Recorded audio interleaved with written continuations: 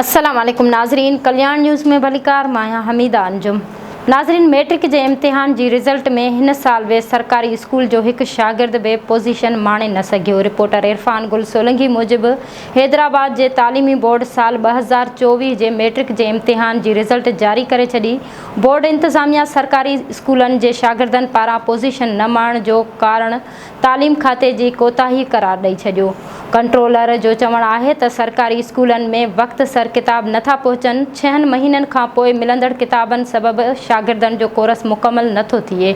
जारी कयल रिज़ल्ट में टॉप 3 पोजीशन्स मंझां 2 पोजीशन्स छोकरिन खणी वरतियूं, जॾहिं त 3 पोजीशन हासिल करण में एक छोकरो कामयाब थियो। इम्तिहान में मजमूई तौर 71,778 शागिर्दन फार्म भरिया, जिन मां 71,737 शागिर्द इम्तिहान में वेठा। इम्तिहान ॾींदड़ शागिर्दन मां 67,271 शागिर्द पास थिया, जॾहिं त 3,574 शागिर्द फेल थिया। 14,413 शागिर्द A1 ग्रेड में पास थिया, जॾहिं त 3,477 शागिर्दन A ग्रेड हासिल कयो। 997 मार्कूं खणी पहिरीं पोजीशन फातिमा अबड़ो खईं, जेका निजी स्कूल में पढ़ंदड़ हुई।